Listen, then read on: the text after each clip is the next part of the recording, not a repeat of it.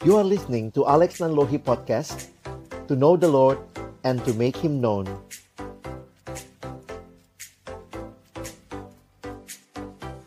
Shalom, selamat siang teman-teman sekalian. Senang banget bisa ketemu hari ini. Ini cuma ketemunya lewat Zoom ya, jadi berzumpa namanya ya. Dan sama-sama kita akan melihat baik pemahaman tentang penginjilan dan bagaimana peluang media digital bisa kita pakai untuk menyampaikan berita Injil itu ya. Jadi nanti abang akan coba share, dan saya harap ini juga bisa menjadi awal ya untuk kita berpikir lebih jauh. Karena kalau Kak Alex sendiri menyadari kalian yang adalah generasi digital native pasti lebih kreatif menggunakan berbagai media digital yang ada ya. Jadi saya kasih kerangka berpikirnya dan nanti ada waktu bisa diskusi ya. Yuk kita berdoa. Tuhan, terima kasih kalau kami memahami anugerah-Mu di dalam hidup kami. Engkau membawa kami menjadi murid-murid-Mu yang mengenal Engkau, bertumbuh di dalam-Mu. Dan terima kasih kalau Tuhan berikan beban bagi kami juga untuk menyampaikan kebenaran kepada orang-orang di sekitar kami. Khususnya di kalangan siswa. Biarlah siswa menjangkau siswa menjadi kerinduan kami juga. Yang sudah mengenal berita Injil boleh menyampaikannya kepada orang-orang di sekitar kami. Waktu ke depan kami persembahkan ke dalam tangan pengasihan-Mu, Tuhan, yang memimpin, baik hamba-Mu yang memaparkan, setiap kami yang mendengar, dan juga diskusi di antara kami. Berkati seluruh jaringan perangkat yang kami gunakan. Dalam nama Tuhan Yesus kami menyerahkan sesi ini. Amin. Saya coba share screen apa yang saya siapkan. Jadi ini sebenarnya beberapa hal yang saya gumulkan juga di dalam pemahaman ini. Sebenarnya kalau lihat ya, salah satu yang abang lakukan juga, semester ini saya mengajar di salah satu STT ya. Dan mata kuliah yang saya ajarkan adalah teologi dan praktek penginjilan. Jadi sebenarnya ini sangat singkat waktunya ya, hanya 50 menit ke depan.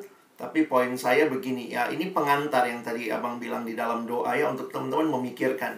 Kalau dengan mahasiswa saya ya, saya harus belajar dengan mereka 14 kali pertemuan dong ya. Sebagaimana kuliah umumnya 14 kali pertemuan plus 1 UAS, 1 UTS, jadi totalnya 16 kali. Itu satu semester ya hitungannya. Nah, apa yang mau kita lihat sama-sama? Saya mau mulai dengan beberapa data ya. Perhatikan beberapa data yang diambil atau disurvei oleh yang namanya BRC ya, Bilangan Research Center. Jadi awal tahun ini Bilangan Research Center melakukan sebuah survei. Dan ini beberapa hasil berkaitan dengan penginjilan ya.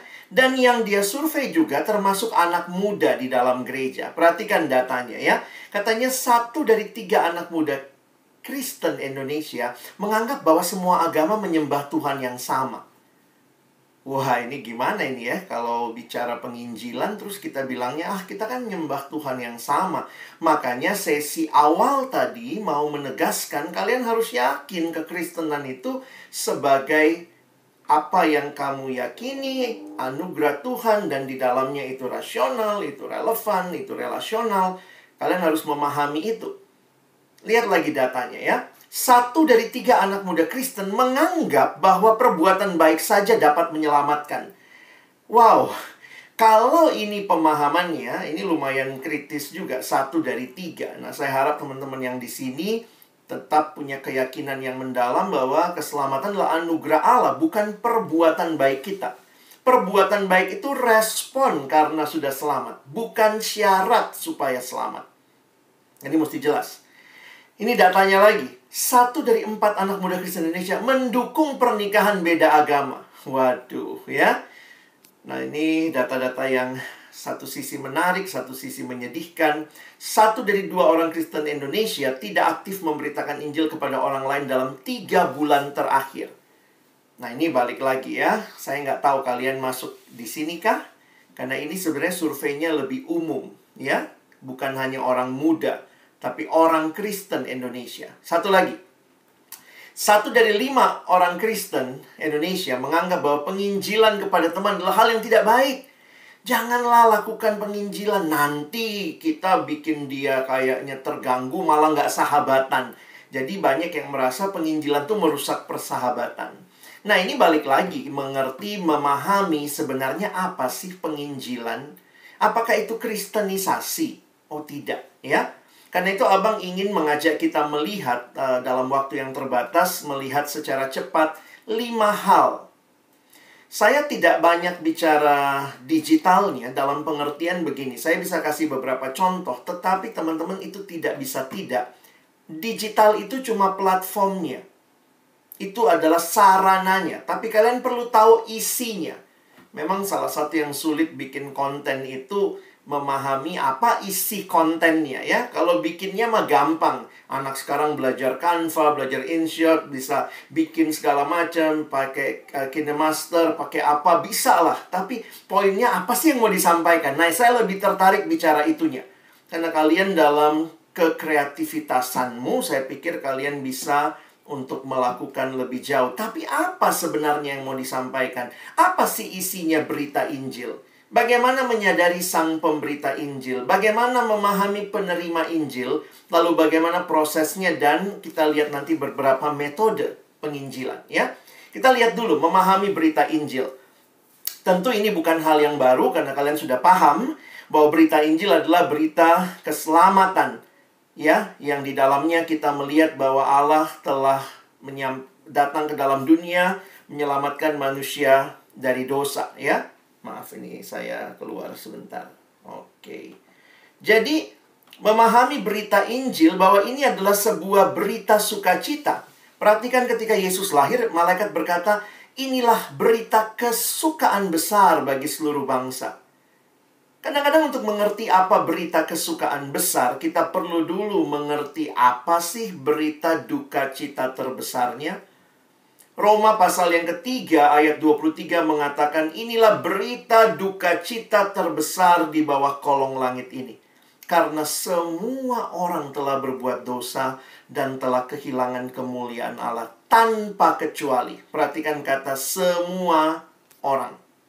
Dan apa akhir cerita dari hidup di dalam dosa?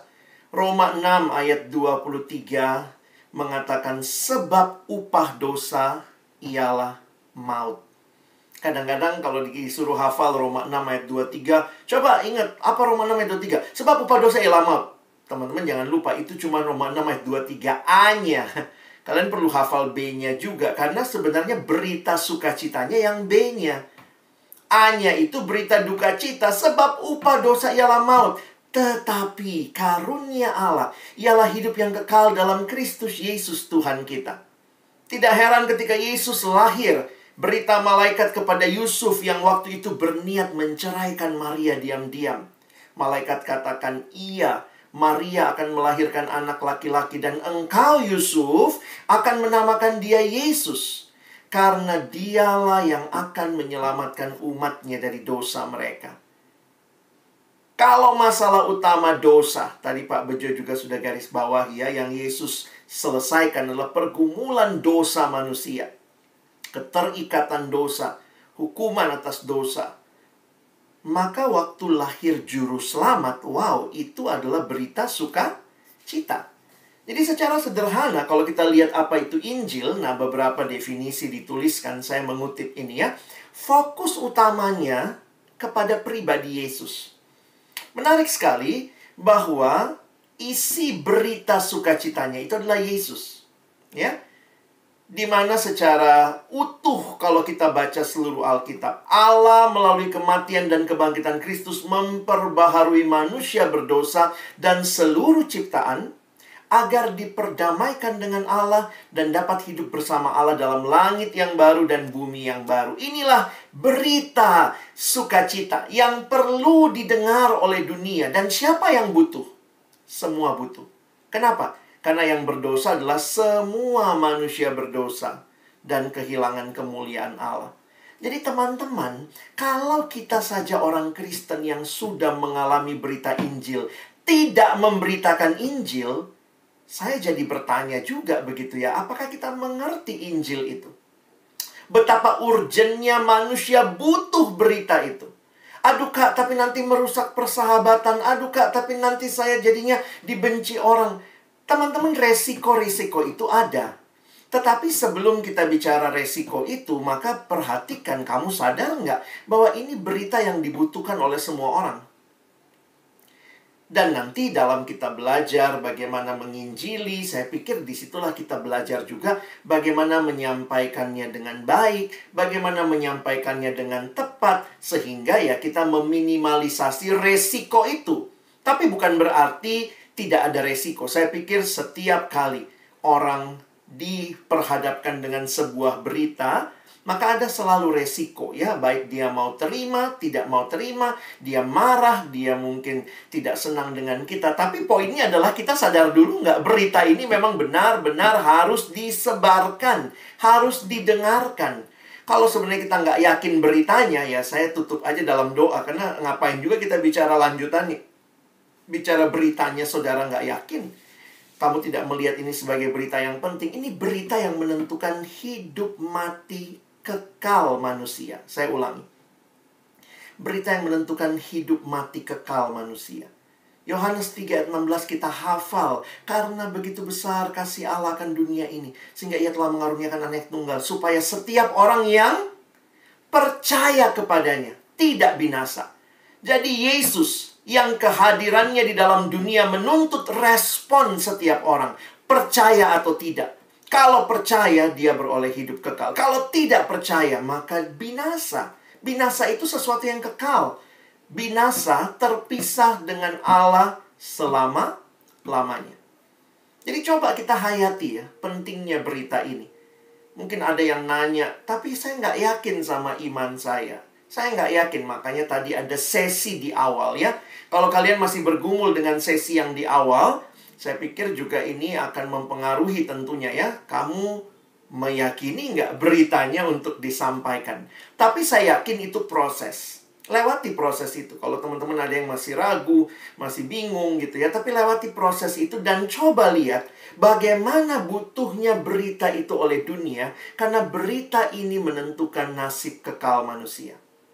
Dan perhatikan ya, Tuhan tidak menyampaikan berita itu di langit. Kadang-kadang kan kita yang mungkin memang dasar malas penginjilan ya.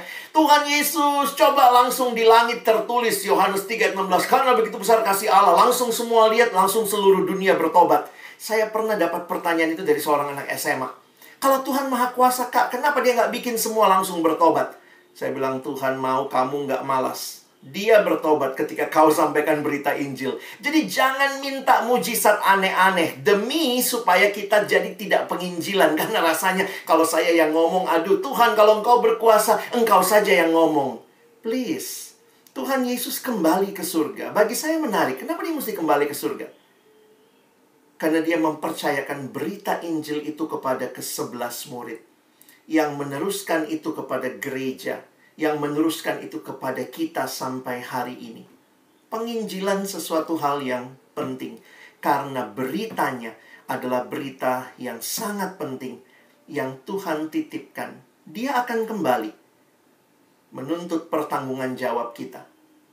Dan disinilah kita jadi mengerti begitu ya, betapa pentingnya penginjilan. Ya maaf saya agak lama di sini supaya kalian, karena kalau masih nanya penginjilan perlu nggak ya?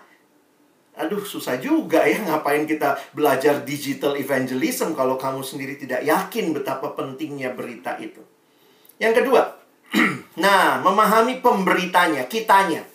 Nah, mungkin abang cepat aja di sini ya, walaupun ayat-ayatnya banyak. Tapi saya lagi coba menghayati begini ya. Ada ayat di Roma pasal yang ke-10, Paulus sebenarnya mengutip dari kitab Yesaya.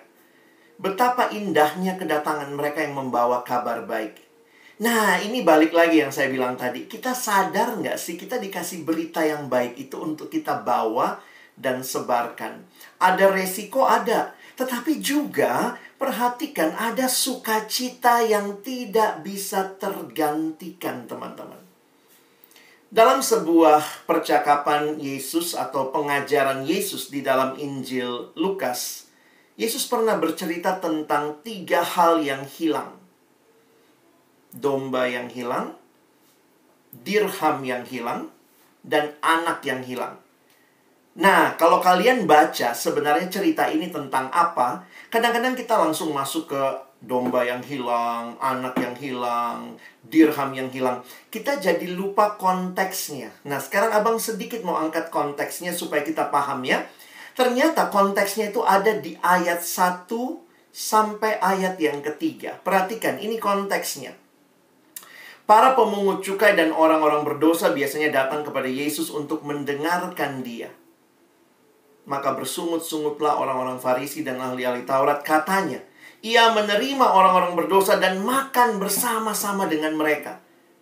Wow, kalau Yesus hidup masa kini, mungkin Yesus banyakkan nongkrongnya di luar gereja ya. Ya, jadi ini kan ahli-ahli Taurat, orang Farisi yang menguasai kitab suci.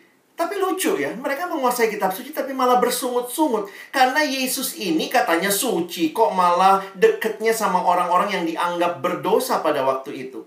Maka untuk menjawab sungut-sungut mereka, Yesus mengatakan perumpamaan. Nah, nampaknya tidak cukup satu perumpamaan. Yesus tanda kutip kayak nyerocos terus 3 perumpamaan.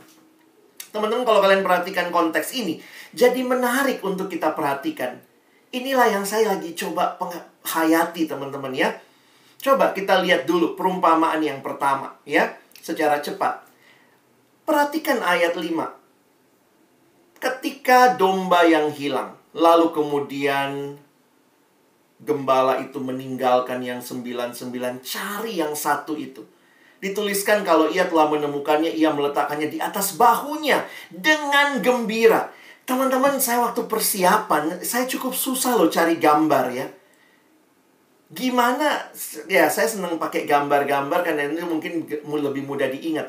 Kenapa? Bagaimana gambar yang ada itu jarang nunjukin gembiranya. Ini satu-satunya gambar di Google yang abang lihat menunjukkan gembiranya ya. Lihat, Yesusnya agak senyum ya. Ganteng banget juga ya, walaupun itu kan ilustrasi ya. Kenapa? Rata-rata gambar yang lain itu Yesusnya nggak kelihatan gembiranya. Kira-kira bukan Yesusnya, ini kan perumpamaan ya. Jadi gembalanya tidak terlalu kelihatan gembiranya. Lalu perhatikan, dan setiba di rumah ia memanggil sahabat-sahabat dan tetangga-tetangganya serta berkata kepada mereka, bersukacitalah bersama-sama dengan aku, sebab dombaku yang hilang telah kutemukan kembali. Teman-teman, perhatikan kata gembira, kata bersukacita. Itulah yang sebenarnya Tuhan Yesus sedang kontraskan dengan apa? Dengan sungut-sungutnya orang Farisi tadi. Kayak Tuhan lagi bilang begini, kalau betul kamu itu ngerti kitab suci. Dan ini juga Tuhan Yesus bilang sama kita lah ya, yang membacanya sekarang.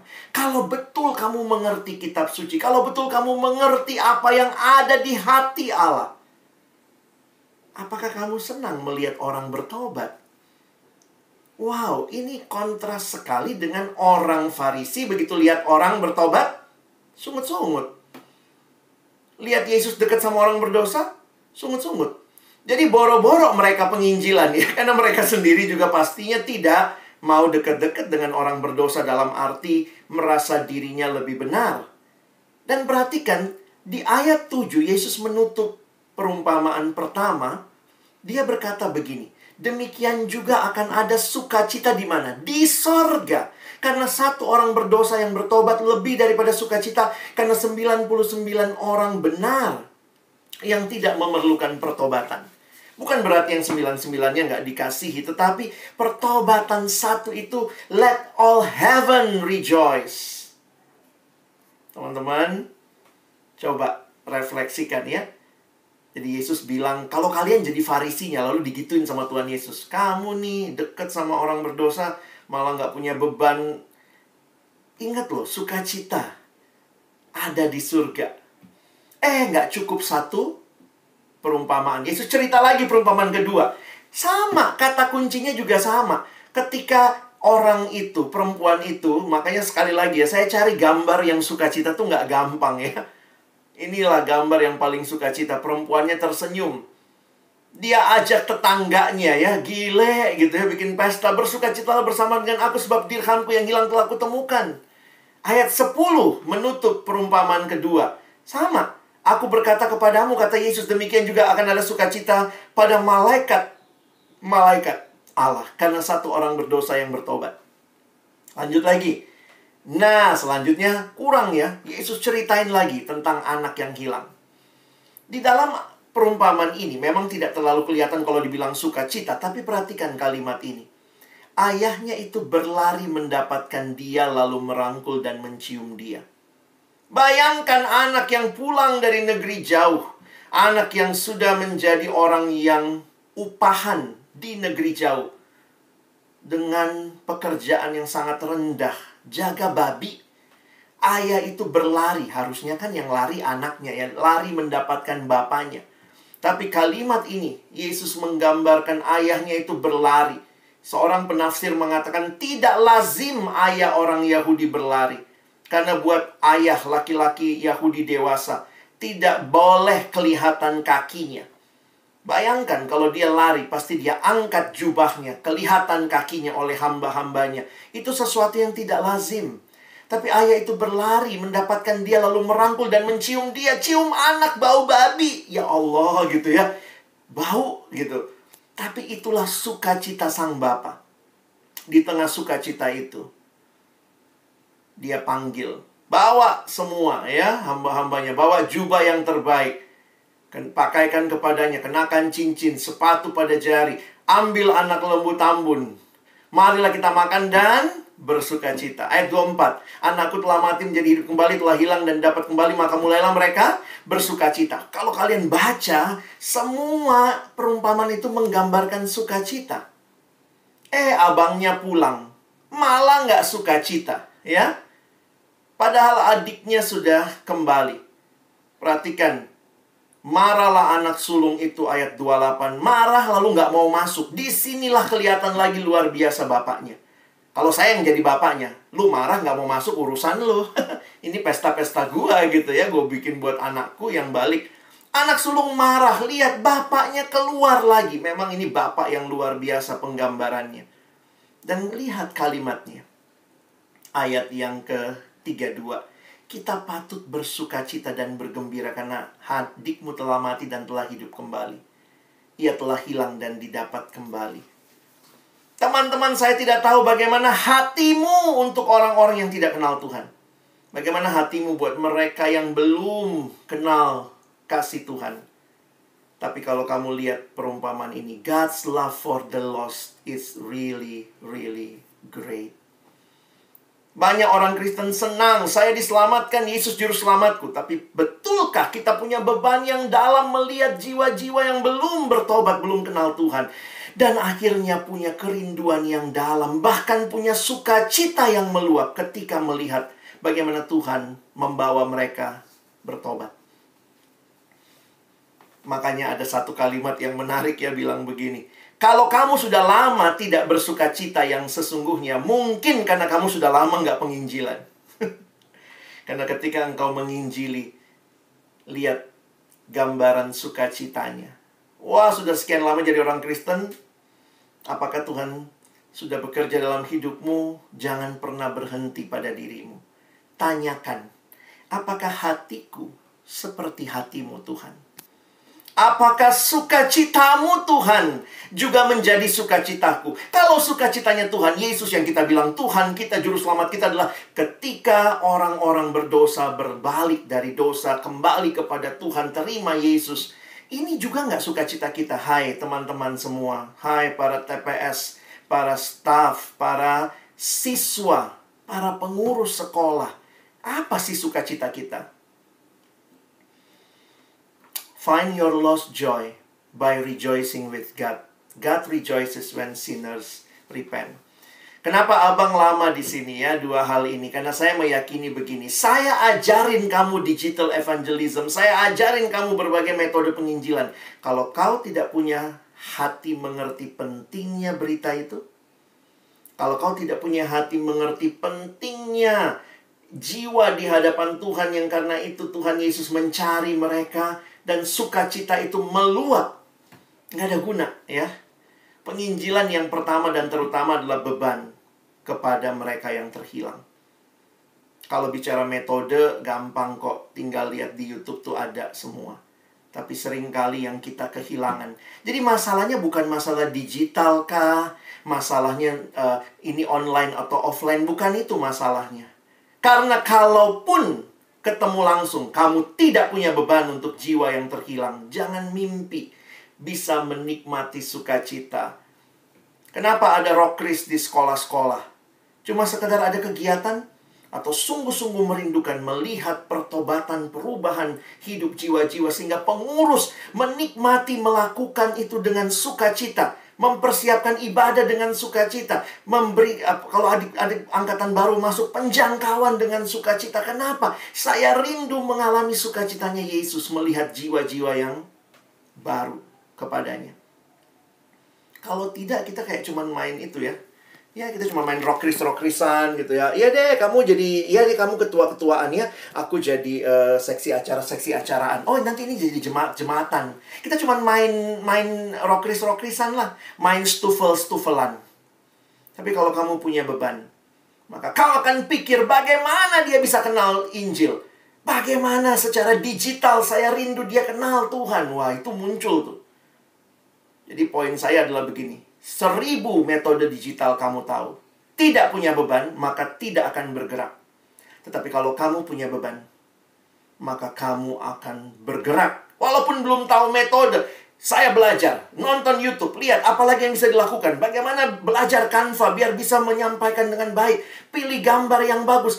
Beban itu melahirkan kerinduan untuk belajar, membagi. Tapi kalau nggak ada beban, hari ini, tadi diajarin ini loh sama Bang Alex, diajarin ini itu. Oh, udah selesai. Tapi saya minta kita diam sebentar ya. Dalam waktu 1 menit ini. Berdoa minta beban itu sama Tuhan. Berikan aku hati. Seperti hatimu Tuhan. Karena sia-sia webinar ini kalau tidak ada hati seperti hati Tuhan. Mari semua diam di hadapan Tuhan. Berdoa. Minta beban itu. Supaya aku punya hati seperti hatimu Yesus. Mari berdoa secara pribadi.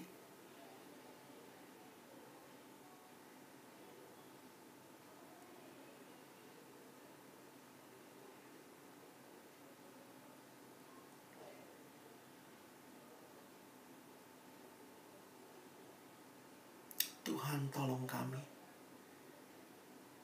Yang sudah menikmati keselamatan, benar-benar membagikannya, merindukan seperti yang Engkau rindukan, membawa jiwa-jiwa kembali kepada Tuhan, pencipta dan pemilik hidup.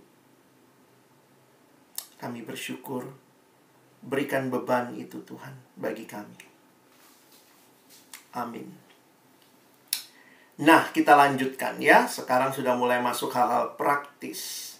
Lalu bagaimana? Kenapa mesti digital? Kenapa sekarang ini kita harus memaksimalkan berbagai platform yang kita miliki? Ya, kita lihat sama-sama ya. Walaupun kita sadar betul, sekarang kita lihat penerima Injil. Kadang-kadang kalau kita belajar generasi, teman-teman mungkin pernah belajar generasi ya. Misalnya kita lihat sekarang welcoming generation Z. Ya, abang juga belajar, beberapa kali bawa seminar ya. Saya sendiri adalah generasi yang X gitu ya. Tapi kemudian kita harus lihat nih, sekarang kita melayani generasi yang berbeda, yang disebut digital native, yang begitu lahirnya udah mainannya handphone gitu ya. Saya tuh masih ngalamin teman-teman yang masa yang lalu gitu ya, nggak punya handphone. Saya masih ngalamin tuh. Mungkin kalian nggak bisa bayangkan, gimana dulu nggak punya handphone ya gitu kali ya. Terus kemudian bagaimana waktu bikin tugas, saya masih ngalami tuh pakai mesin ketik. Bayangkan kalau sampai salah kalimatnya. Jadi mesti, kan nggak bisa kayak di laptop, di komputer ditekan backspace aja, dia kehapus. Waduh, pakai tip X teman-teman. Habis pakai tip X ditiup dulu, udah kering baru mulai ketik ulang gitu ya. Jadi memang generasi kita beda lah. Kalian udah lahir dengan digital. Maka waktu kita memahami penerima Injil, saya pikir kita akhirnya berbicara lebih jauh lagi tentang bagaimana generasi ini juga harus dikasihi. Karena makin saya belajar Alkitab, saya pikir sih bukan cuma generasinya beda, tapi ada hal yang sama kok. Semua generasi sudah jatuh dalam dosa ya. Jadi sebenarnya apa alasan terutama kita menginjili generasi ini ya? Karena sudah jatuh dalam dosa. Pendekatan digital hanyalah menjadi cara kita to love and embrace this generation. Kita mengasihi generasi yang kita rindukan kembali kepada Tuhan. Generasi yang opung milik Tuhan, yang papa mama milik Tuhan, yang anak-anak, yang mungkin nanti adik-adikmu juga, kita semua milik Tuhan yang harus kembali kepada Tuhan. Nah, makanya pemahaman dan pengenalan yang dalam akan generasi akan menentukan bagaimana melayani mereka. Baik itu kontennya, tentu konten nggak berubah ya, Injilnya tetap sama, tapi bagaimana konteksnya. Nah, teman-teman, ini ada beberapa daerah di Indonesia, lihat konteksnya. Ada yang bilang, oh sekarang saya mau pakai IG, Kak. Pertanyaannya, anak-anak di sekolahmu rajin lihat IG nggak gitu ya. Jadi mungkin juga kita harus berpikir gitu, kalau mau pakai IG, tepat nggak? Nah, gitu kan. Konteksnya, kontainernya itu maksudnya itu, platformnya apa. Jadi di situ kita mesti mikir. Termasuk nanti kalau kalian misalnya mempelajari lebih lanjut ya, karena ini saya pernah bawakan pembinaan di gereja, jadi slide-nya abang. Ini perbedaan generasi secara umum. Misalnya kayak generasi-generasi yang Y, itu biasanya banyak berbicara kepuasan. Generasi yang Alpha atau Z gitu ya, mulai bicara, misalnya banyak yang bicara jati diri. Bukan berarti generasi X, generasi saya nggak bicara jati diri, bicara juga. Tetapi mungkin pendekatan utama generasi kami misalnya kepada individual begitu ya. Kepada ini untung nggak buat saya. Nah itu setiap generasi punya pertanyaan besar mereka. Jadi kenali generasinya, kenali, dan jangan lupa ingat ya, beberapa buku tentang generasi ini tergantung kamu pakai buku apa. Beda-beda tuh pembagiannya. Kadang-kadang kita sampai bingung gitu ya. Kayak kemarin waktu saya lagi persiapan, lihat lagi, oh ini Gen Y begini, terus Gen Z begini, ini Alpha begini. Kadang-kadang bingung ya, akhirnya saya pikir ya sudahlah, Tuhan semua manusia berdosa sih sebenarnya ya. Yang ketika dia sudah jatuh dalam dosa, maka seluruh bagiannya, bisa jadi ada yang ideologinya, walaupun kita bilang baby boomers tuh yang bergumul sama ideologi. Ini benar atau salah? Kalau generasi Alpha atau generasi Y, kalian yang sekarang ini kan, banyak yang tidak terlalu bicara masalah benar salah. Tapi kalau itu diriku, ya udahlah. Kalau saya LGBT, ya udah coming out aja. Yang penting ini diri gua. Kayaknya konsep itu di generasi kalian dianggap benar. Karena itu generasi ini paling takut penginjilan. Karena kayaknya merusak toleransi kan. Nah, kalau generasi sebelum saya itu generasi ideologi, benar atau salah. Jadi setiap generasi yang sudah jatuh dalam dosa, dengan penekanan masing-masing, itu punya tantangan masing-masing. Sehingga penginjilannya kita harus melihat seperti apa nih. Makanya saya bagi saya sendiri akhirnya melihat gini ya. Teman-teman jangan heran loh, metode penginjilan juga makin banyak. Kenapa? Karena berusaha mendekati setiap generasi dengan tepat. Nah, kira-kira seperti itu ya. Nah, coba kumpulin survei-survei. Beberapa survei misalnya kalau abang lihat ya, ini memang mostly di perkotaan ya. Social media preference ya, paling banyak katanya Instagram. Kalau anak sekarang mulai beralih ke TikTok ya. Ini TikTok sebenarnya ini data tahun lalu ya. Sekarang mulai merambah ke TikTok. Jadi Instagram is the most used apps. Jadi kita susahnya gini teman-teman ya, data-data ini lebih pinter dipakai oleh orang yang marketing ketimbang kita orang gereja ya. Kita orang persekutuan kadang-kadang lihat data begini ya sudahlah. Media sosial kita juga isinya masih apa? Jangan lupa Stufel ya datang gitu. Media sosial kita isinya cuman informasi belaka. Jadi jangan heran juga kalau banyak siswa nggak lihat medsosnya. Medsos Rokrismu juga cuman isinya informasi, nggak menarik-menarik amat begitu ya. Tapi lihat yang Lambetura dilihat gitu ya. Yang mungkin gereja palsu dilihat karena menarik begitu. Belum lagi, tapi ya saya tidak mengatakan karena kalau Lambetura gereja palsu ya bukan bandingannya ya. Tapi coba perhatikan misalnya kayak beberapa yang lain, misalnya warung sate kamu ya, atau yang tadi Pak Bejo bilangnya, coba lihat Instagramnya Api misalnya.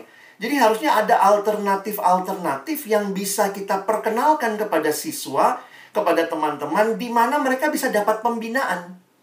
Mereka bisa dapat sesuatu yang mencerahkan pikiran mereka. Karena medsosnya telah dipakai dengan baik. Bukan cuman kadang-kadang lihat medsos pelayanan persekutuan, rokris sekolah cuman minggu ini siapa pembicaranya, datang ya kui gitu ya, besok ya, minggu depan datanglah kui. Cuman gitu doang gitu ya, nggak ada yang mengelola medsos dengan baik. Nah, jadi ini mesti kalian antisipasi kalau memang mau secara digital juga merambah dunia digital yang kita lihat anak-anaknya pada main di sini. Ya memang belum tentu dia buka punyamu ya, mungkin dia bukanya Blackpink, BTS gitu ya. Tapi poinnya adalah kalau mereka ada di situ, maka kedua kita kan dekat sekali gitu. Kalau kamu mau mancing, tentu mancinglah di kolam yang banyak ikannya, jangan mancing di bak mandi. Ya. Nah, poin saya adalah rata-rata rokris, sekolah-sekolah, PSKJ wilayah, semua punya medsos. Tapi medsosnya untuk apa? Nah, itu tuh. Kita perlu duduk sama-sama, mikirin. Enggak, kami tetap bang. Kami medsosnya tetap untuk informasi. Kalau kalian yakini itu, ya silakan. Tapi kalau kalian lihat, waduh, medsos kita, kenapa sedikit yang mampir? Ya, isinya cuma informasi. Di Japri dapat, lihat di medsos dapat. Terus apa gunanya lihat medsos kamu gitu ya? Nothing special, nggak ada yang ditambahin gitu. Nah, belum lagi beberapa sekarang udah mulai masuk podcast ya.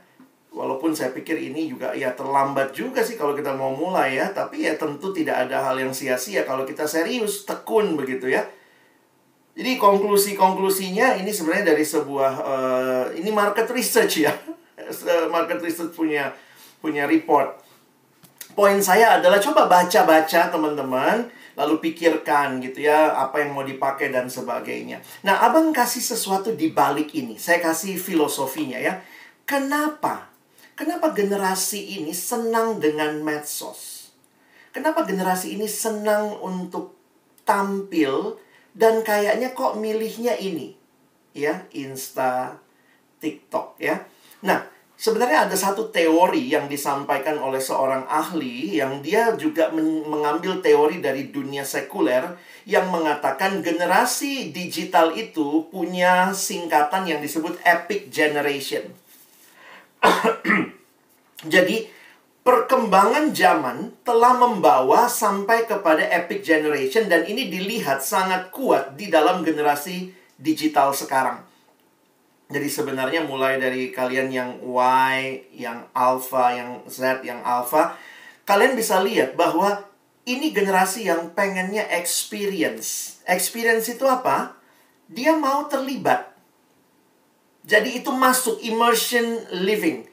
Jadi teman-teman, ini yang sering kali kenapa? Karena bayangkan ya, coba deh, nggak banyak dari kita yang tahu di mana tombol logout-nya Instagram. Ada yang secara cepat dapat, ya memang kalau kalian udah ngerti ya masuk ke setting, nggak ada ya. Tapi ingat loh, dulu itu, semua itu harus login dulu. Tapi rata-rata medsos sekarang justru nggak pernah logout, selalu login. Jadi selalu ada pengalaman bersama. Pengalaman yang dinikmati. Jadi sebenarnya medsos ini berjalan bersama kamu. Bisa real time. Bisa lihat langsung status yang diupdate temen. Experiential. Dapat pengalamannya. Jadi kadang-kadang abang pikir ya dari mana orang-orang medsos ini memakai pemahaman-pemahaman ini ya. Dia dapatnya dari hasil research. Ini generasi yang senangnya experience. Maka, lihat. Ini dipakai sama mana? Sama medsos. Participatory. Oke, kamu yang sedang posting. Tapi saya bisa share ulang.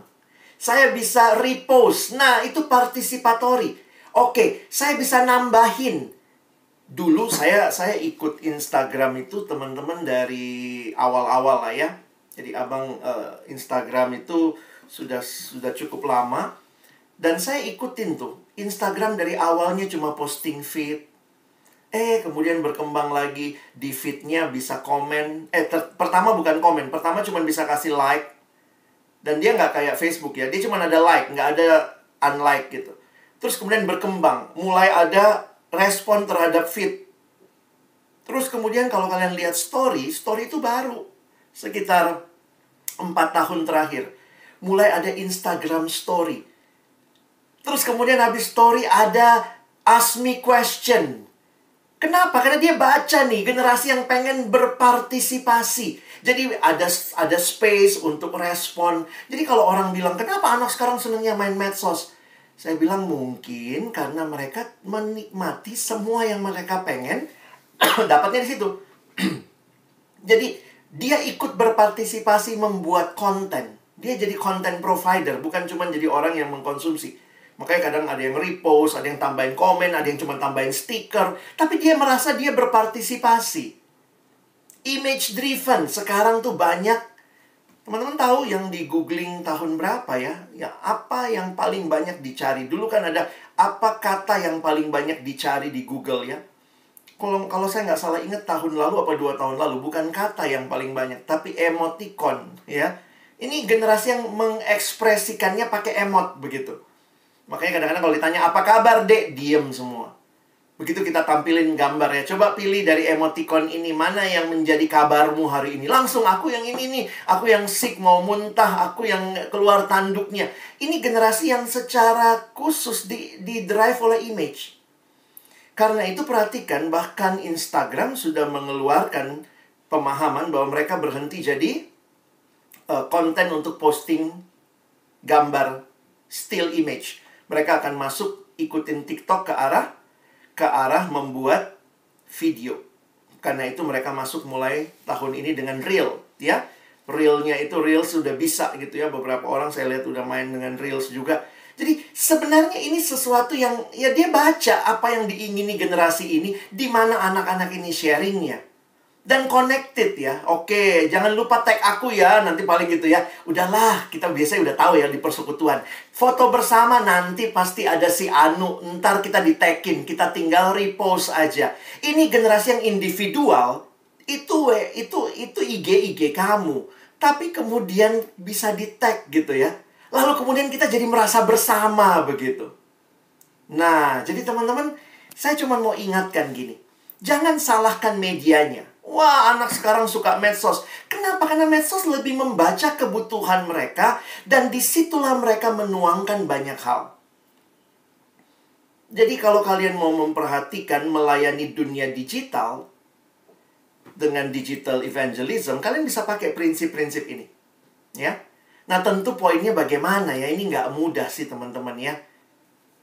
Kita mesti belajar lah ya. Abang juga berpikir kita mesti duduk, kita bikin workshop lah ya. Ini kan pengantar aja. Kita bikin workshop bagaimana misalnya provide konten ya. Bagaimana image driven. Kadang-kadang misalnya gini. Kita bikin pertanyaan, kan ada question misalnya di story itu ya. Kita bisa bikin question. Questionnya kita buat lalu kita minta respon orang kan. Dari situ kan poinnya kita dapat tuh masukan orang. Nah, kita mesti pikirin misalnya bikin pertanyaannya apa. Ya, nanti kalau kalian lihat lah, beberapa medsos sekarang saya lihat lagi berkembang. Karena ada yang ngurusin. Ada tim-tim yang mengurusi. Daripada medsosnya isinya cuman jangan lupa datang ya kuy ya, tanggal segini, ibadah ini, pembicaranya siapa. Kalau cuman itu dan tiap minggu cuman itu. Jadi nggak ada orang yang bakal ke situ. Kalau dia punya pertanyaan, ternyata dijawab di dalam feed-nya misalnya.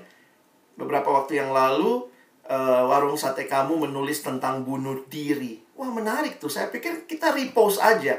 Saya juga mikir loh, daripada saya bikin lagi sendiri, udah ada yang buat kok. Abang tinggal download, saya repost.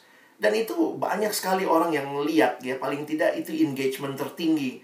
Waktu saya lihat seminggu itu saya ya. Dan saya pikir iya, karena ini generasi yang pingin dapat sesuatu daripada baca buku tebal. Tolong baca buku begini. Aduh kak, bisa nggak bikin infografis saja sih? Apa sih tadi diomongin begitu ya? Nah, kita bisa diskusi panjang lah ya. Tapi poinnya abang akhirnya bahwa media digital itu platform doang. Poinnya adalah kamu harus baca generasi ini. Kamu harus berelasi dengan mereka. Dan memang seolah-olah nih ya. Nah, ini yang saya mau kasih balance-nya. Seolah-olah kita berpikir gini, ya udahlah, gue buat digital, nanti ya udah dia bertobatnya lewat digital, dia baca status dan segala macam. Teman-teman nggak bisa begitu. Saya tetap melihat, nah ini poin saya. Proses penginjilan itu tidak terlepas dari kehadiran yang utuh. Jadi jangan merasa sudah selesai penginjilan hanya karena kamu di medsos sudah bikin konten tentang PI. Bukan itu saja.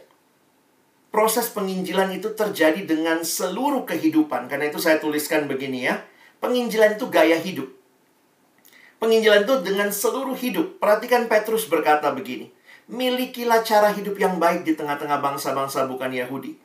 Supaya apabila mereka memfitnah kamu sebagai orang durjana, mereka dapat melihatnya dari perbuatan-perbuatan yang baik dan memuliakan Allah pada hari ia melawat kamu. Pada hari ia melawat mereka. Jadi teman-teman, saya coba memperhatikan begini. Kita punya beritanya, tapi juga kita punya hidupnya. Dan ini yang seringkali memang dalam kondisi nggak bisa ketemu langsung, seolah-olah kayak terpisah ya. Tapi seharusnya kita hadir secara utuh. Tetap meyakini ini semua ada di dalam waktunya Tuhan, bukan waktu kita, ya. Waktunya Tuhan, nah disitulah kita akan melihat bagaimana Tuhan bekerja. Tapi milikilah, jangan cuma bagus medsosmu, bagus kamu di konten-kontenmu, tapi ternyata hidupmu jauh dari apa yang kamu bagikan di konten itu. Kenapa? Karena pada akhirnya penginjilan itu adalah seluruh hidup, itu gaya hidup. Bukan cuma bagaimana nyusun pesan di medsos, bukan itu. Ya. Kita lanjut dulu ya. Saya mau selesai dengan nanti melihat beberapa hal. Oke, sorry sebentar. Saya masih punya beberapa menit. Nah. Oke. Sekarang Abang masuk ke bagian memahami beberapa metode penginjilan. Jadi perhatikan juga, memang beberapa metode penginjilan ini semua dibangun dari asumsi tertentu. Kenapa? Karena setiap generasi punya kebutuhan yang berbeda. Saya harus katakan begini, metode itu tidak ada yang sempurna. Jadi karena itu setiap metode punya kelebihan dan kelemahan. Kapan-kapan kalau mau belajar beberapa metode silahkan ya. Tapi poin saya begini, misalnya kita akan tahu ya, bahwa di dalam perjanjian baru tidak ada metode tunggal. Di dalam Alkitab nggak ada metode tunggal dalam mengkomunikasikan Injil. Jadi berbagai cara Tuhan pakai juga. Karena itu saya juga lihat ya banyak juga metode yang lahir ya. Misalnya ada metode II, Evangelism Explosion. Kalau ini ada trainingnya 13 kali sesi, ada ujian segala macam. Ini membekali lah buat teman-teman yang kayak bagaimana sih Bang cara ngomongnya, apa sih yang mesti diomongin kalau kita mau PI. Nah ini ada yang melakukan metode Evangelism Explosion, II International, di Indonesia juga ada cabangnya gitu ya. Lalu ada lagi yang menggunakan ilustrasi jembatan. Nah ini biasa kita ketemu ya di traktat-traktat penginjilan. Tapi poinnya adalah kita harusnya menguasai ini. Karena kan kita mau menjelaskan berita Injil. Yesus yang mati dan bangkit, manusia terpisah dengan Allah. Nah ini namanya metode jembatan, ilustrasi jembatan. Lalu ada lagi metode buku tanpa kata. Nah saya kasih contoh saja. Buku tanpa kata ini bermain di warna. Misalnya warna kuning ya. Kuning itu hidup kekal surga. Tapi nggak bisa ke surga. Kenapa? Karena ada dosa. Warnanya hitam. Ya, tapi bagaimana dosa diselesaikan? Hanya dengan darah Yesus. Bagaimana darah Yesus menyucikan, memberi hidup yang baru, putih. Sesudah kita bertobat, apalagi yang harus lakukan? Setelah kita terima Yesus, harus bertumbuh. Warnanya hijau.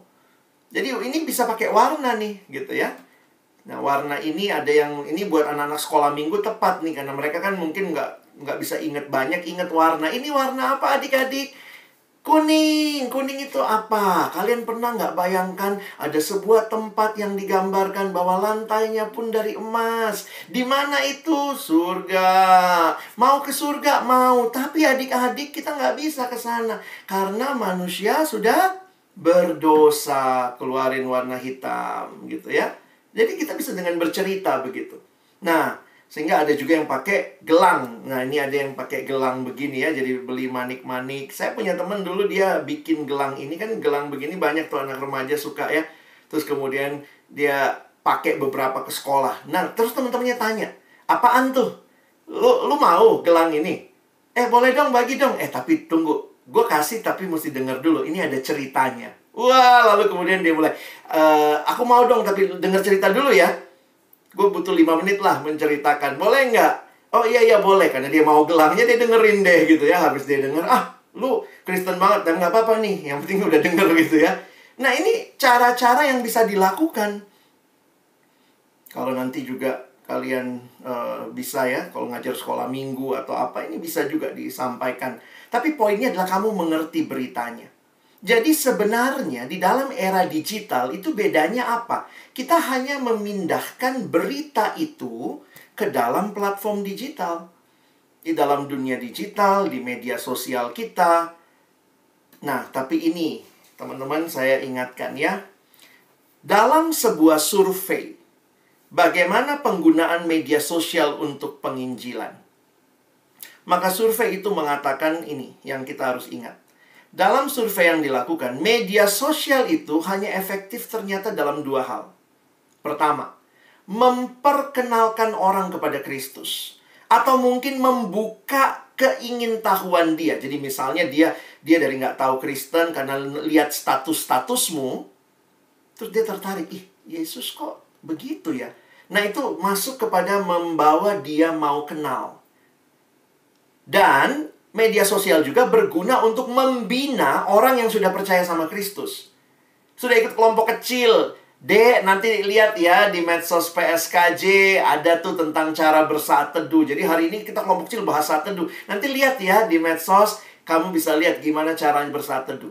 Jadi ternyata itu efektif untuk memperkenalkan dan juga membina. Tapi perhatikan, ada missing link di situ. Di dalam yang titik-titik itu, teman-teman, itu tidak bisa tidak harus tetap relasi pribadi. Jadi jangan merasa kayak saya sudah PI karena di medsosmu kamu sudah menuliskan sesuatu berkaitan dengan Yesus mati di kayu salib. Kalian harus melihat bahwa ada missing link. Sesudah orang itu kenal Tuhan, dia mulai tertarik, dia mulai mau cari tahu. Tetap harus dilayani pribadi. Karena itu, jangan pernah berhenti untuk membangun relasi pribadi dengan orang-orang yang mungkin Tuhan berikan untuk kamu layani. Termasuk kalau kalian siswa, TPS gitu ya. Jangan, kadang-kadang kita merasa ya sudah bikin video PI. Ada juga kan yang bikin video PI dan segala macam. Tapi poin saya bukan berhenti sampai di situ sih. Harus kita maju lagi lebih jauh. Nah, sebagai bagian yang terakhir mungkin sebelum kita diskusi, saya coba mengajak kita melihat Tuhan itu tidak minta sesuatu yang kita nggak punya, teman-teman. Itu mungkin secara simpel lah ya. Tuhan tidak minta apa yang kamu nggak punya. Jadi apa yang kamu punya, sekarang mulai pikirkan bagaimana menggunakannya untuk menyampaikan Injil. Dan tidak selamanya kita mesti buat baru. Nah, dalam sebuah pelatihan tentang penginjilan sederhana lewat media sosial, ada seorang teman yang kasih tips begini. Mungkin kita bisa begini ya. Kalau kita punya teman, kita bisa bersaksi. Nah, ini kita mesti belajar bersaksi ya. Kemarin aku nonton video bagus banget deh. Boleh nggak saya kirim sama kamu? Nah, jadi dia bisa mulai dengan nanya gitu. Boleh nggak? Aku kemarin nonton video bagus banget deh. Boleh nggak saya kirim sama kamu? Nah, nanti kemudian videonya kan banyak ya teman-teman. Waktu itu kalian bisa lihat di Yes He Is. Itu bagus-bagus videonya. Misalnya ada tentang anak yang kecanduan pornografi, ada yang hal-hal yang lain. Nah, waktu kalian masuk ke hal-hal seperti itu bisa tuh. Kalau dia bilang, iya boleh, aku nanti nonton. Nah, kamu kirimin deh link videonya. Terus kemudian kamu, nah ini poinnya adalah membangun percakapan, membangun relasi kan. Jadi tanyakan lagi, boleh nggak habis kamu nonton kasih tahu ya, ntar kita diskusi bentar. Jadi pikirkan berbagai cara dengan apa yang ada, kalian coba mulai share. Ya. Termasuk juga begini ya. Belajar untuk menceritakan hidupmu yang telah mengalami perubahan dalam Kristus. Kalau mungkin hari ini kamu bisa cerita ya. Paling tidak untuk belajar bersaksi 3 hal ya. Siapa saya sebelum saya kenal Tuhan? Kapan saya kenal Tuhan? Lalu bagaimana setelah saya kenal Tuhan? Biasanya kalau di kelas penginjilan saya minta mereka coba membuat kesaksian. Kenapa? Karena kesaksianmu, cerita hidupmu, ternyata bisa jadi menjadi cerita yang juga Tuhan bawa untuk merelasikannya dengan cerita temanmu. Ya, saya lihat ini belajar evangelism as a story, teman-teman ya. Kita itu semua kan pasti punya cerita. Dan kita punya cerita dalam perjalanan kita. Dan ingat, kita lagi berjalan bersama-sama. Kalian sama-sama anak SMA. Apa sih masalah anak SMA? Waduh, nyontek misalnya. Maka kamu mungkin bisa cerita bagaimana Tuhan membangun hidupmu. Dari yang dulu tukang nyontek menjadi anak yang gak nyontek lagi. Kalian bisa ceritakan dengan sederhana. Kenapa? Karena kalau ceritamu dibaca oleh temanmu yang juga sedang berjalan bersama, sama-sama remaja, mungkin punya pergumulan yang sama. Saya meyakini ini ya. Ada 3 cerita yang selalu overlapping. Pertama ceritanya Allah, ceritamu, dan cerita orang lain. Ini selalu terkait. Jadi sebenarnya penginjilan itu adalah bagaimana saya dan ceritanya Allah, cerita saya dan cerita Allah, Allah yang telah mengubah hidup saya, ketika saya menyaksikan, itu bisa juga membawa orang lain untuk melihat hidupnya dengan Allah. Saya kasih contoh. Seorang teman yang menggunakan 3 itu ya. Coba nanti habis ini kalian bisa coba di medsosmu. Bikinlah 3 paragraf singkat.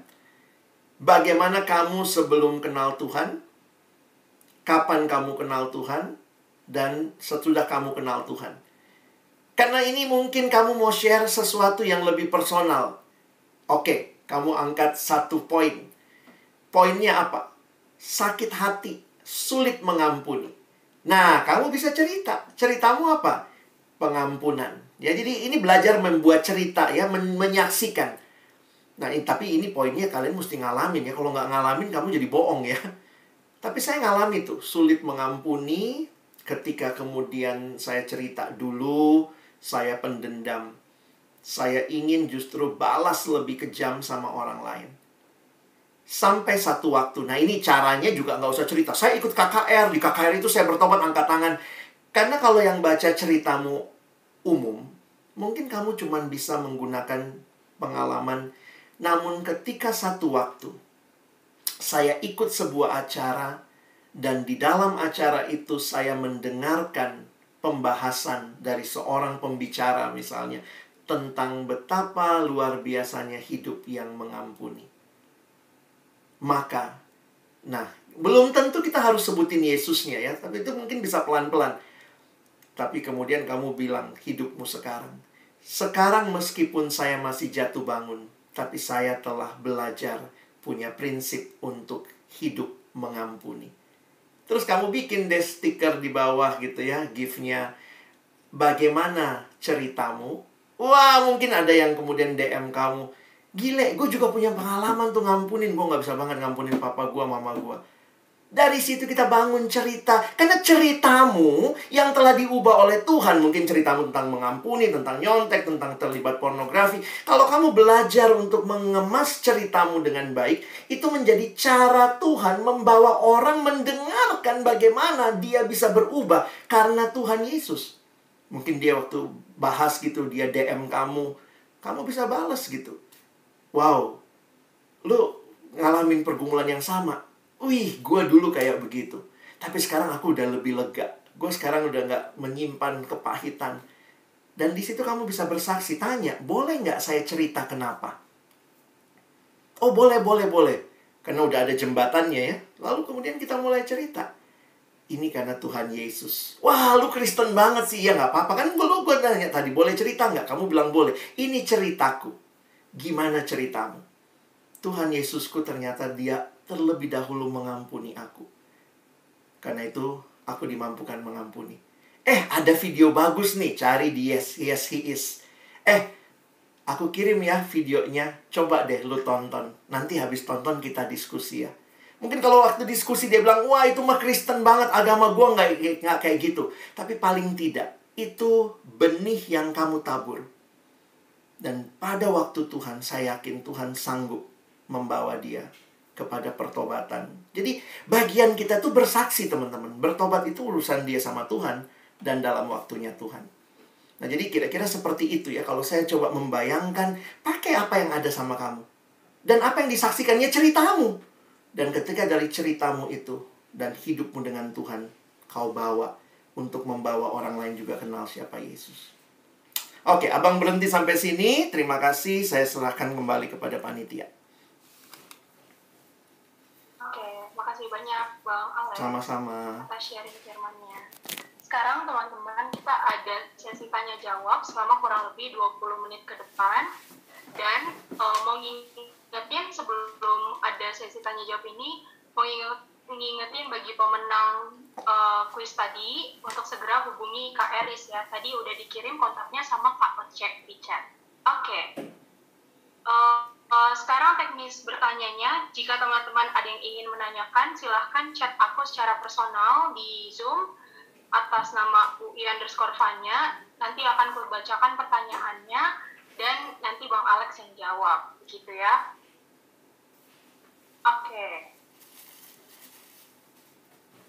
Oke, Bang Alex, ada pertanyaan pertama. Gimana caranya buat ngilangin rasa takut sama ketidakpercayaan diri kita? Karena kalau membagikan sesuatu di media sosial tentang Kristus, entah lagu, renungan, atau sekedar repost, kadang ngerasa, nanti dikira terlalu rohani atau fanatik banget. Gimana tuh, Bang? Satu sisi sebenarnya media sosial itu sifatnya pribadi tapi publik. Ya, itu unik lah. Itu medsosmu, itu IG-mu, tapi semua yang kamu posting jadi milik publik. IG sendiri atau mungkin Facebook, medsos kemudian mengerti itu, lalu kemudian mereka membuat yang namanya close friend. Jadi hanya bisa dilihat oleh orang-orang yang kamu pilih untuk melihatnya. Saya sih belajar untuk begini ya. Nah, teman-teman, ini sesuatu pergumulan lah ya. Saya tidak bisa mengatakan kalian harus sama seperti saya. Saya belajar untuk tidak menyembunyikan identitas saya sejak awal. Jadi apa yang saya posting di medsos itu dilihat oleh semua yang follow saya. Kenapa? Karena sejak saya mengerti bahwa sebenarnya kita kan seneng ya punya follower ya. Tapi sebenarnya pernah kita pahami gini nggak? Apa sih gunanya punya follower? Poinnya bukan berapa banyak follower yang kamu punya, tapi kamu mau bawa mereka untuk follow siapa? Nah, buat saya pribadi, ya ini medsos saya lagi follow Yesus, saya memposting apa yang saya nikmati bersama Yesus. Dibilang fanatik, ya itu imanku gitu ya. Karena iman itu kan tidak bisa dikatakan berdasarkan judgement orang begitu. Seseorang yang misalnya rajin sholat 5 waktu, tapi dia nggak posting gitu ya. Itu kadang-kadang saya lucu ya lihat orang Kristen ya. Kita mah takut, padahal itu medsos kita. Kita takut dianggap rohani. Teman kita mungkin dia sholat 5 waktu nggak dianggap fanatik. Kita kok malah takut di medsos kita sendiri. Nah, poin saya adalah belajar untuk ya saya nggak tahu, kalian mesti bergumul lah. Kalian mau identitas apa yang ditampilkan? Dan hati-hati kalau identitasmu, bagi saya hati-hati kalau kita ngumpetin ya. Karena kita kan ada di negara yang sebenarnya tidak terlalu masalah kalau kita menyatakan iman kita. Lebih baik dari awal orang tahu kamu Kristen sungguh-sungguh, daripada kamu kayak menyembunyikan, lalu temenmu ngajak nyontek, ngajak nonton film porno, mulai ikut. Nanti tiba-tiba satu waktu kamu mau serius, sungguh-sungguh, orang bilang, alah dulu juga. Bagi saya, yang menjaga saya adalah sejak awal nyatakan aja saya anak Tuhan gitu. Dan nggak ada yang masalah fanatik. Kita nggak ada kok yang terlalu mencintai Tuhan. Yang ada adalah Tuhan yang sangat mencintai kita. Nah, itu yang sebenarnya bisa kita bagikan. Mungkin itu kali deh ya, secara singkat. Oke, makasih Bang Alex. Semoga penanya bisa merasa terjawab ya. Sama ini Bang, ada pertanyaan. Saya tambahin sedikit deh. Saya tambahin sedikit ya. Tadi yang abang bilang, makanya biasanya di dalam kelas untuk membagi kesaksian, kita belajar crafting our testimony. Crafting our testimony itu tidak selamanya langsung ngomong Yesus ya. Enggak. Itu tadi lihat yang saya coba belajar cara crafting. Jadi kita menyatakan bagaimana perubahannya, mungkin perubahannya. Nah, itu di dalam metode di Evangelism Explosion, dia bilang itu namanya menabur apa? Kalian tahu gini ya, kuda kalau mau minum, kita nggak bisa maksain kuda, kepalanya kita dorong ke air, ayo minum begitu ya. Itu bakal kamu ditendang kuda katanya. Nah, tapi ada satu cara yang menarik adalah kasih tablet garam. Wah, apa itu tablet garam? Nanti pelajari lah ya. Jadi poinnya adalah ada yang namanya tablet garam, itu ditaruh di bibirnya kuda. Nah, nanti lama-lama kuda itu rasa haus sendiri lalu dia datang minum. Nah, metode Evangelism Explosion di dalam crafting your testimony menolong kita mengatakan, kita buatlah orang itu mau tahu tentang apa sih yang bikin kamu berubah. Jadi bukannya kita langsung kasih tahu. Nah, ini masalah metode lagi ya. Jadi kita nggak langsung bilang, saya ikut KKR, saya terima Yesus, angkat tangan, hati saya berubah. Buat orang lain itu terlalu, kok Kristen banget, mungkin dianggapnya begitu. Kalian bisa mulai dengan menyatakan, perubahan itu saya alami dengan nyata.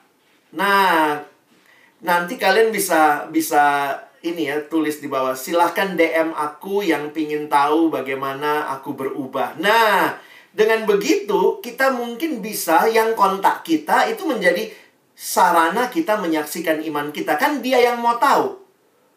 Jadi istilahnya kalau dia bilang, lu kristenisasi. Kan lu yang kontak gua mau tahu. Makanya aku cerita. Nah, itu semua sebenarnya ada metode-metode yang bisa kita pelajari. Mungkin begitu.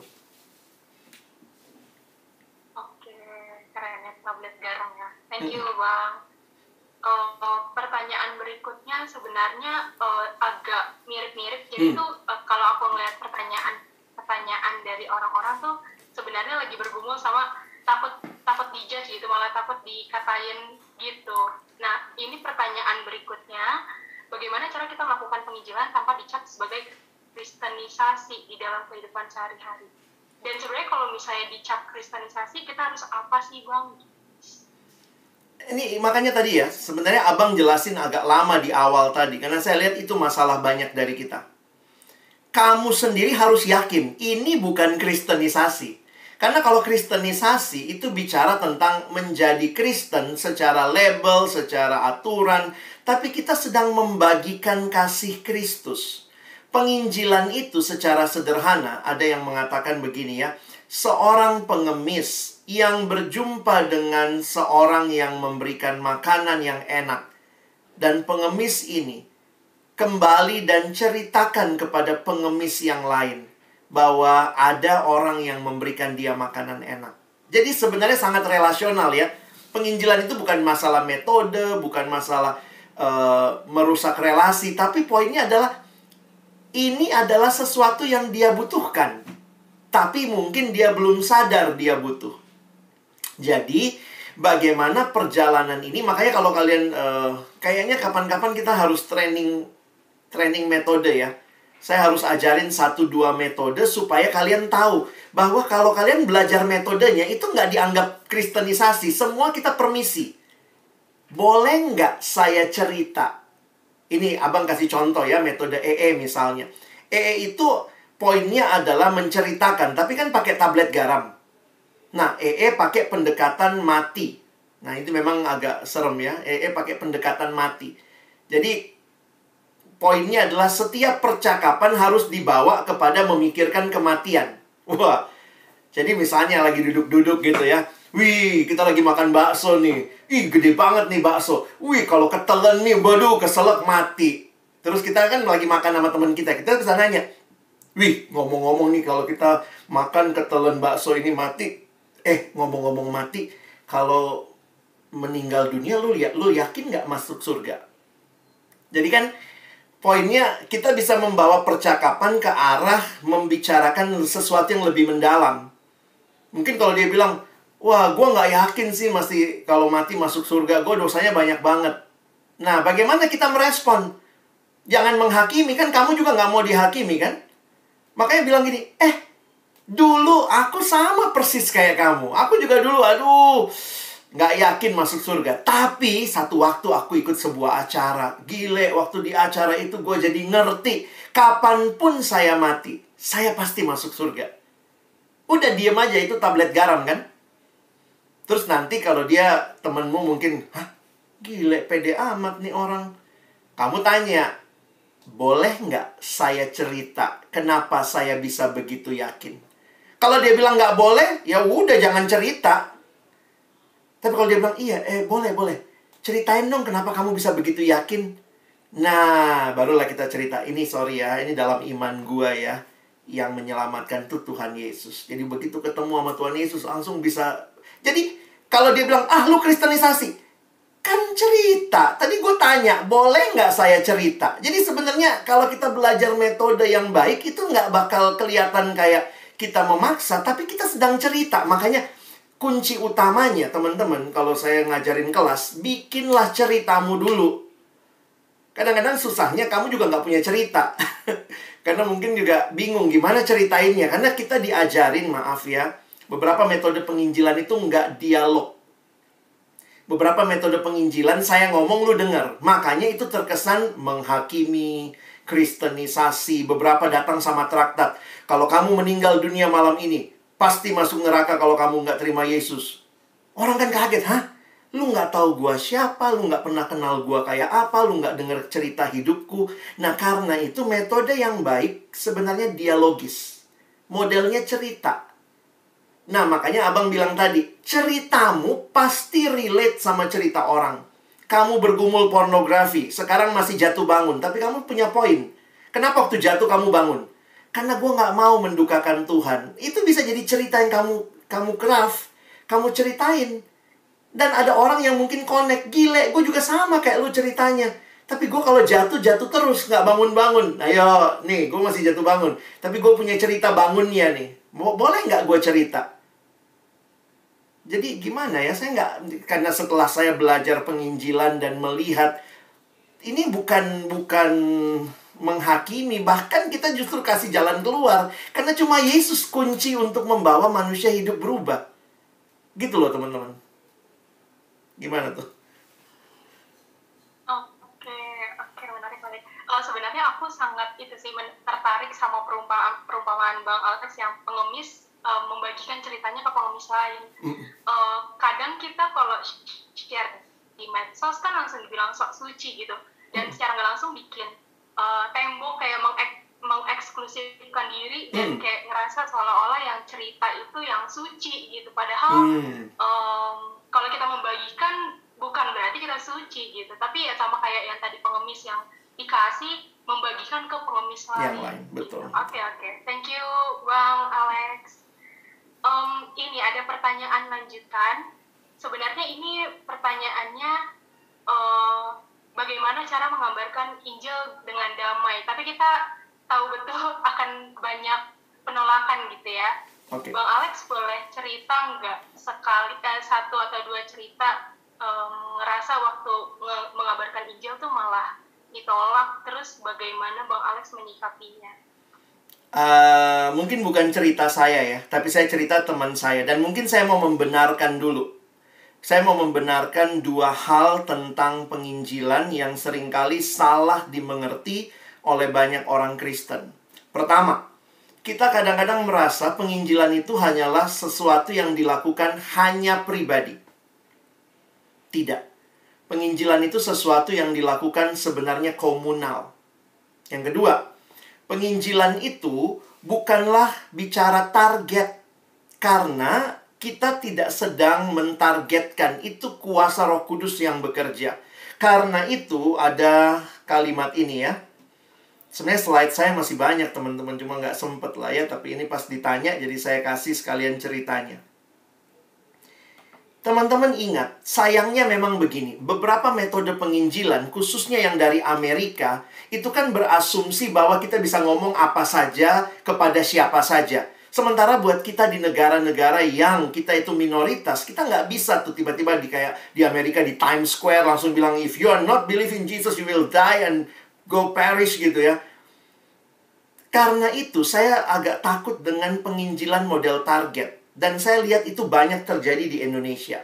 Jadi pertama, penginjilan dihayati sebagai sesuatu pekerjaan satu orang. Yang kedua, seolah-olah harus ada target orang itu bertobat. Padahal sekali lagi, kita bagiannya menabur. Dia bertobat, dia kenal Yesus, terima Yesus, itu pekerjaan Roh Kudus. Makanya sometimes God is slower than our timing. Kelihatannya. Sometimes He is faster than our timing. But He is always better than our timing. Nah, bagaimana mengerti yang tadi? Kita lihat yang pertama dulu. Penginjilan itu bukan seorang diri. Saya mengambil cerita dari cerita penginjilan yang Pak Stephen Tong dulu ajarin sama kami ya. Jadi penghayatannya sederhananya begini. Jadi ini masalah makan ya, makan bakpao. Kalau kalian pergi ke China, bakpao di China itu malah kecil-kecil teman-teman ya. Jadi ada satu daerah itu bakpaonya kecil-kecil deh, namanya Xiaolong Pao gitu ya. Itu kecil. Nah, Pak Stephen Tong nanya gini ya, cerita. Jadi ada orang lapar nih. Dia makan satu bakpao. Terus makan lagi 2 bakpao. Makan lagi bakpao ketiga. Wah, mulai kenyang. Makan bakpao keempat, makin kenyang. Bakpao kelima, kenyang banget. Nah, pertanyaannya begini. Bakpao keberapa yang bikin dia kenyang?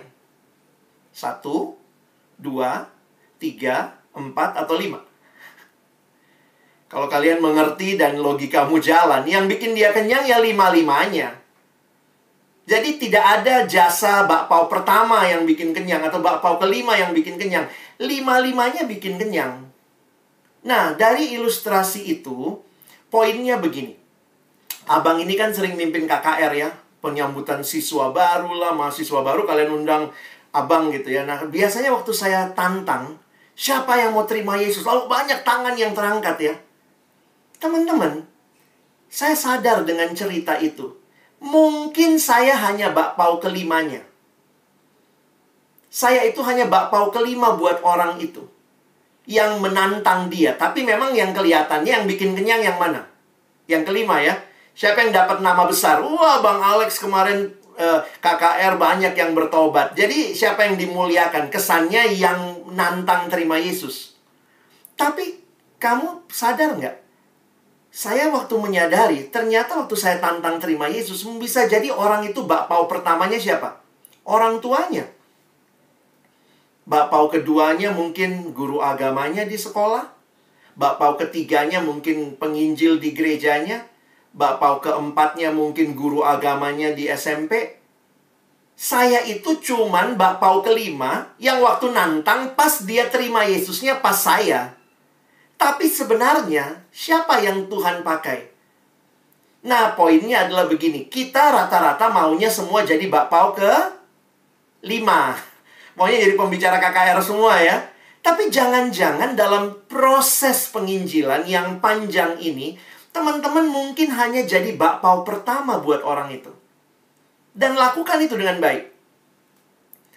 Makanya, nah ini yang saya agak takut cara pikirnya gini. Saya PI supaya dia bertobat jadi Kristen. Bagi saya, pemahaman itu, apalagi kalau itu jadi individual, membuat kamu jadi terbeban gitu. Jadi takut, mau ngomong pun takut karena kayaknya harus menangkan dia. Poinnya adalah bersahabat dengan wajar. Nah, disinilah letak cerita saya. Jadi sebenarnya ini di dalam penginjilan, ini disebut dengan angle scale. Kalau kalian pernah belajar angle scale ini, di dalam penginjilan, dalam teori penginjilan ini disebut juga. Anggaplah orang itu terima Yesus di nomor 10. Di nomor 10 dia terima Yesus. Tetapi kan sebelum dia sampai ke nomor 10, ada nomor 1, nomor 2, nomor 3. Dan Tuhan menghadirkan teman-teman bersama dengan orang itu dalam perjalanannya. Bisa jadi kamu nomor 10-nya. Kamu yang tantang dia. Tapi bisa jadi kamu cuma nomor 1. Nah, gambar ini pun masih dianggap kurang karena itu ada lagi yang memodifikasi angle scale ini mulai dari negatif. Misalnya ya, ini si Grant Skeldon dia bikin nih. Misalnya dari negatif nih ya. Kalau negatif, nah abang kasih contoh aja biar gampang ya, saya pakai cerita.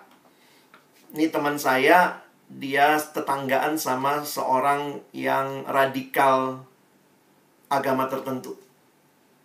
Jadi, tetangganya ini radikal. Setiap kali, nah teman saya membiasakan setiap kali pulang dari luar kota, itu pasti bawa oleh-oleh termasuk buat tetangga. Jadi dia sebenarnya baru di kompleks itu, jadi waktu dia pindah, dia kalau setiap kali apa-apa pasti bawa oleh-oleh buat tetangga itu.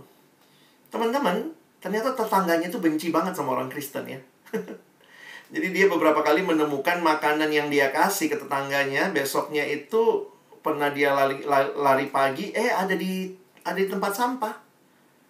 Nah, coba kamu taruh orang itu di angle scale yang ada minusnya. Kira-kira dia di nomor berapa ya? Mungkin kalau 0 itu terima Yesus, 0 itu misalnya terima Yesus, ini boro-boro terima Yesus deh. Ini benci sama kekristenan, anggaplah dia minus 10. Kalau kamu ketemu orang yang dalam angle scale kamu lihat dia minus 10, apa yang harus kamu lakukan?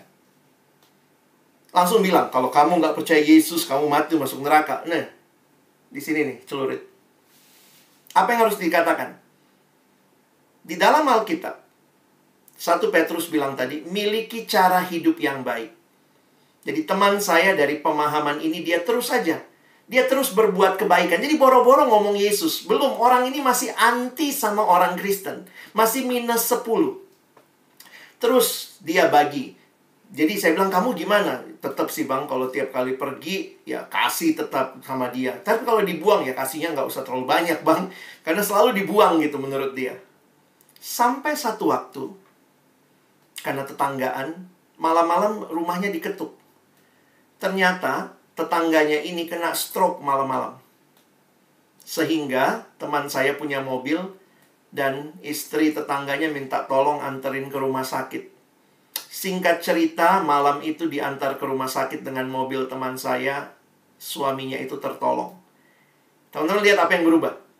Sekarang jadi lebih baik karena merasa ditolong. Jadi teman-teman, dia bergerak dari minus 10, sekarang mungkin pindah agak jauh, minus 7. Tapi belum mau terima Yesus. Wah, masih jauh dari terima Yesus.